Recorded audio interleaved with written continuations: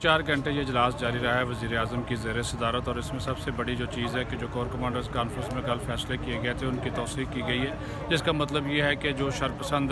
मुलव्वस थे 9 और 10 मई के वाक़यात में, उनके ख़िलाफ़ जो केसेस हैं वो आर्मी एक्ट के तहत चलेंगे, ऑफिशियल सेक्रेट एक्ट के तहत चलेंगे, ताकि इनके ख़िलाफ़ जो केसेस हैं उनको जल्दी जो है उन्हें निपटाया जा सके। दूसरी अहम तरीन जो चीज़ है उसमें यही हुई कि जिन लोगों ने सरकारी इमलाक को, ख़ास तौर पर जो फ़ौजी और दफ़ाई इमलाक है उनको जो नुकसान पहुँचाया है, ऐसे अनासर किसी माफ़ी के मुस्तहिक़ नहीं होंगे, और साथ ही साथ उनके केसेस को जल्द निपटाने के हवाले से जो है वो अहम फैसले, जो कानूनी ऑप्शन जितने भी इस्तेमाल किए जा सकेंगे वो सारे के सारे इस्तेमाल होंगे। क्या है, इसके ऊपर इंतहाई अफसोस ही किया जा सकता है कि जो जिना हाउस का वाक़या हुआ, फिर पेशावर में जो कुछ हुआ,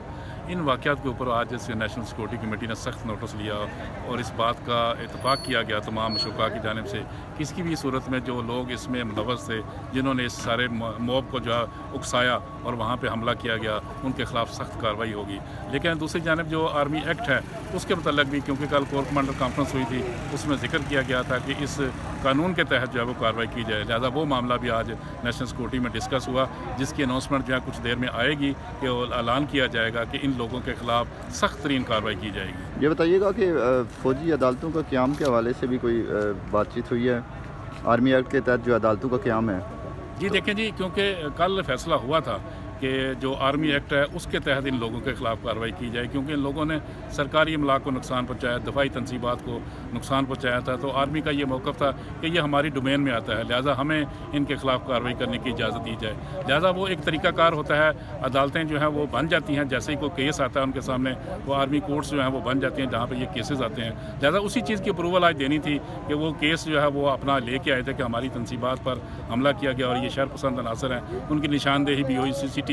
फुटेज से भी लोग सामने आए, कैमरे की फुटेज से भी लोग सामने आए। लिहाजा वो मामला आज डिस्कस हुआ है, लेकिन तो यही की जा रही है कि वो इजाज़त दी जाएगी उनको कि ऐसे लोगों के ख़िलाफ़ सख्त कार्रवाई की जाए और इनको इंसाफ के कटहरे में लाया जाए। सलामती कमेटी ने तफसीली जायज़ा लेने के बाद ये फ़ैसला किया है कि शरपसंद अनासर, चाहे वो मुल्क के अंदर हैं चाहे मुल्क के बाहर हैं, उनके तमाम केसेस को मंतकी अंजाम तक पहुँचाया जाएगा और ख़ुसूसी अदालतों के ज़रिए इनको सज़ाएँ दी जाएंगी, और मुस्तक़बिल में इस किस्म की शरपसंदी से बचने के हवाले से भी लाएमल तय किया गया है, और तमाम जो फोर्सेस हैं उनको मुकम्मल इख्तियार दिया जाएगा ताकि इनसे सख्ती के साथ निपटा जा सके। इसके अलावा सोशल मीडिया पर जो मुल्क के ख़िलाफ़ एक मुहिम चलाई जा रही है उसको रोकने के हवाले से भी आज बड़े फैसले किए गए हैं, जिनका ऐलान आज किया जाएगा। एक तो यह है कि आज का ये जो फोरम है इसमें अफवाज पाकिस्तान के साथ मुकम्मल तहरीक इज़हार किया गया है, और 9 मई को जिस तरह से पहले बातचीत चल रही है कि यौम सियाह के तौर पर याद रखा जाएगा, और इस बात का अज़्म किया गया कि जो भी शरपसंद अनासर हैं, वो मुल्की हैं, गैर मुल्की हैं, उनके सहूलतकार जो होंगे, उनके प्लानर जो होंगे, जो भी होंगे, उनके ख़िलाफ़ सख्त तरीन कार्रवाई की जाएगी मुल्क के कवानीन के मुताबिक। अब कवानीन से मुराद ये है कि जो जो चीज़ें आईनी पाकिस्तान के अंदर जिनकी गुंजाइश मौजूद है, जो ऑप्शंस मौजूद हैं, उन ऑप्शंस को इस्तेमाल किया जाएगा। जिस तरह के 1 रोज़ पहले जो कोर कमांडर्स की मीटिंग हुई थी, कॉन्फ्रेंस हुई थी, जिसमें ऑफिशियल सीक्रेट एक्ट और जो आर्मी एक्ट है उसके तहत मुकदमा चलाने की बात की हुई है। इसके अलावा ये भी आज के इजलास में फ़ैसला किया गया कि जो भी लोग मुलव्वस हैं, बताया गया इजलासों के तकरीबन 5000 अब तक गिरफ़्तार हुए हैं अफराद जो कि मुलव्वस थे। साथ बताया गया कि जितने लोग को गिरफ़्तार किया जा रहा है उनके बारे में वीडियो एविडेंसेस मौजूद हैं, शवाहद मौजूद हैं, और जो भी कार्रवाई की जा रही है उन शवाहद की मौजूदगी में की जा रही है ताकि किसी को शिकायत ना हो। तो ये वो फोरम है जहाँ 9 मई के वाक़यात को ख़ास तौर पर डिस्कस किया गया है, और ये फ़ैसला किया गया है कि अब इस मामले में किसी किस्म की रायत नहीं होगी, चूँकि पूरी कौम के जज्बात जो हैं बड़े रंजीदा हैं, बड़ी कौम जो है इस मामले बड़ी टची है, बड़ी जो है जज्बाती है, क्योंकि जो मिलिट्री इंस्टॉलेशन है, हमारी यादगारें हैं, कौमी यादगारें, हमारे हीरोज़ की यादगारें हैं, वो चीज़ें जिन पर फ़ख्र करते थे, जिन चीज़ों के खौफ से जिनको याद करके दुश्मन जो है वो कांपता था, उनको बग़ैर किसी वजह के, बग़ैर किसी प्रोवोकेशन के उनको तोड़ा गया, उनकी बेहरमती की गई। तो ये आज का जो फोरम है, गुज़श्ता कई दिनों से जो फैसले हुए थे, कैबिनेट में फैसले हुए थे, उसके बाद फिर कोर कमांडर्स की मीटिंग में तजावीज़ आई, सिफारिशात आई, उन सब की इंडोर्समेंट जो है आज इस हाईएस्ट फोरम पे हुई है। देखें, आज एक बड़ा फोरम कौमी सलामती से मुतालिक उसका इजलास हुआ वज़ीर आज़म शहबाज शरीफ की ज़ेर सदारत वज़ीर आज़म हाउस में, और इसमें जो चीज़ें इस वक्त हम देख रहे हैं कि ख़ास तौर पर मुल्क के अंदर जो एक गुज़श्ता चंद रोज़ से जो एक फ़िज़ा बनी और 9 मई को जो एक शरपसंदी के वाक़यात हुए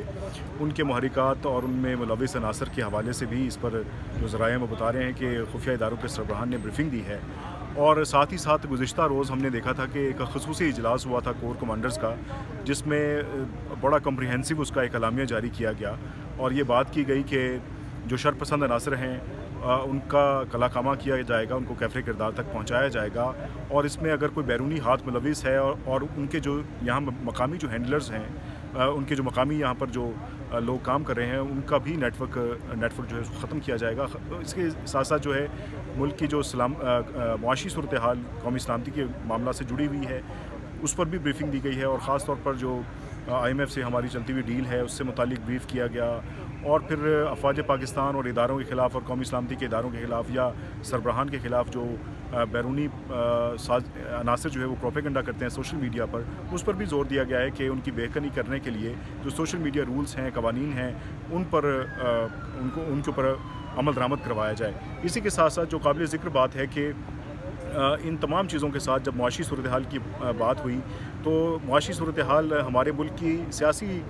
جو صورتحال عدم استحکام ہے اس سے جڑی ہوئی ہے، اور سیاسی عدم استحکام کو دور کرنے کے لیے ضروری ہے کہ تمام اسٹیک ہولڈرز کو بٹھایا جائے اور اس سے استحکام کو لایا جائے۔ اس حوالے سے بھی شرکا نے جو اظہار خیال کیا ہے کہ جو سیاسی عدم استحکام ہے اسے دور کیا جانا چاہیے، اس کے لیے تمام اسٹیک ہولڈرز کو مل بیٹھ کر قومی اتفاق رائے پیدا کرنا ہوگا۔ قومی اتفاق رائے پیدا ہوگا تو اس ملک کے مسائل حل ہوں گے، جس میں معاشی صورتحال بھی اسی سے جڑی ہے کہ اب سب اسٹیک ہولڈرز بیٹھیں اور پھر ایک لاہ عمل تیار کریں، اور قومی اتفاق رائے سے معاشی صورتحال پر قابو پانے کے لیے، اور پھر یہ جو ایک رفٹ جو کہ سیاسی طور پر پولرائزیشن کی طرف پوری سوسائٹی کو لے گیا ہے، اسے حل کرنے کا جو ذریعہ ہے وہ بھی ایک قومی اتفاق رائے ہی نظر آتا ہے، جس پر چیف جسٹس نے بھی بات کی، اور انہوں نے کہا کہ جو مذاکراتی عمل ہے اسے آگے بڑھنا چاہیے، اور یہ اب دکھائی دے رہا ہے کہ ممکنہ طور پر اس تمام صورتحال کو کنٹرول کرنے کے لیے تمام ادارے، تمام اسٹیک ہولڈرز، چاہے وہ سیاسی ہوں یا اداروں سے منسلک ہوں، وہ ایک جگہ نہیں بیٹھیں گے، اتفاق رائے اپنا نہیں پیدا کریں گے تو ملک کے مسائل بھی کوئی حل نہیں کر پائے گا۔ اس کے لیے ضروری ہے کہ اتفاق رائے پیدا کیا جائے۔ بہت شکریہ۔